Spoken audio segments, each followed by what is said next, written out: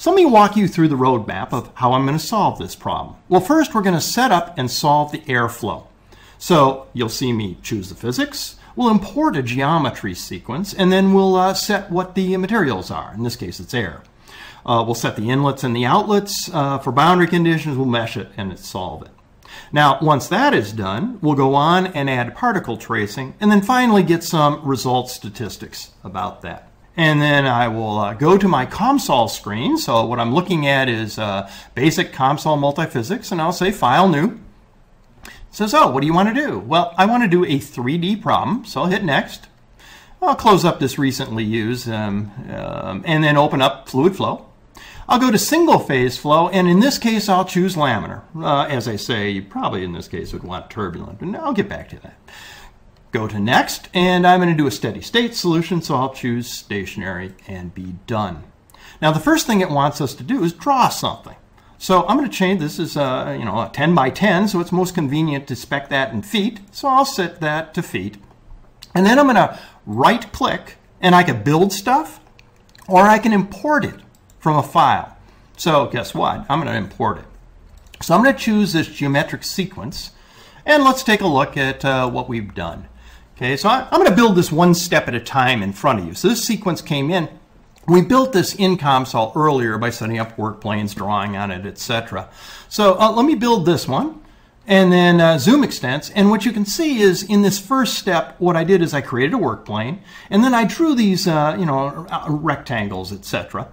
And then on that work plane. Next, what we'll do is we'll choose extrude, and I'll build that. And no surprise, we extrude it up. And now we've got the structure of the hallway and the office, but we don't have any door communicating between them. So let's fix that.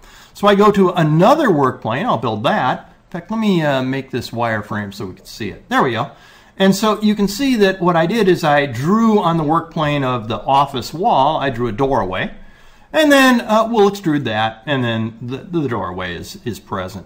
Then finally, we're going to draw some windows. So let me show you that. Here are the windows, and then I'll build the whole thing. So now I have my complete geometry where I've got my hallway, I've got an office, I've got a communicating door that's wide open, and windows that are completely open. So next what we're going to do is set some materials. So I'll choose material. There's nothing defined right now, so I'll right-click on it, and I'll open the material browser. This opens a number of libraries that ship with COMSOL. I'll bring in the built-in one, open that up. That ships with base package of COMSOL multiphysics. And here's air. I'll right-click on air and add it to the model, and it makes everything out of air now. Okay, so I've got a geometry, I've got a material. Let's look at my laminar flow. Okay, COMSOL's already set up laminar flow with fluid properties using the air.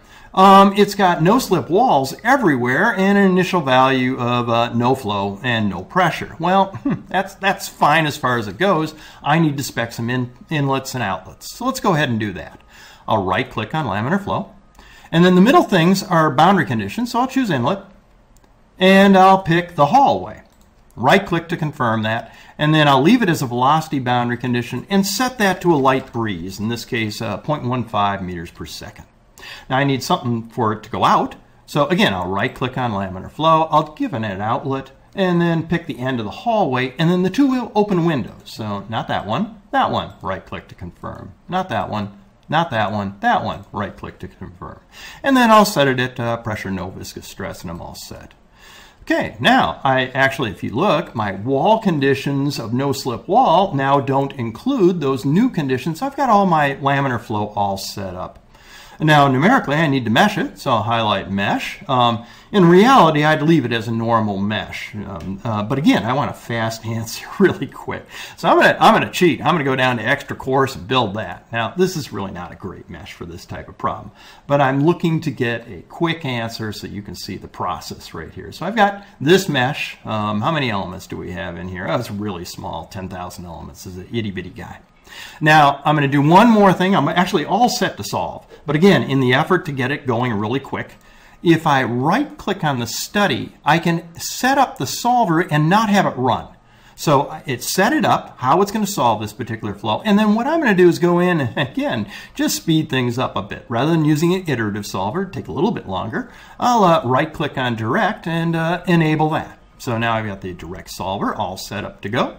I also, from experience, know that this guy takes, wouldn't you know it, 26 Newton iterations, and we give it 25. So I'm just going to crank up that limit, let Newton have it a little bit longer, and then we're all set. All right, so the problem's all set. Let me right-click on Study and hit Compute, and away it goes. There we go. That's a little bit better. Okay, now first of all, it gave me a warning. What's it warning me about? Low minimum element quality. Okay, it's complaining about my mesh. Well, that's no surprise. I knew it was fairly lousy mesh. But I wanted a fast answer. So now let's go into velocity. This is a slice plot. Actually, I'm going to disable that. Where's disable? And let's get ourselves a slightly more appropriate plot here. We'll go into more plots, and then there's a multiple slice. There it is, multi-slice right there, and plot that. And now, as you can see, I've got airflow going in this open door. I've got air going down the hall, and I've got air going out the windows. So now the question is, where do the particles go?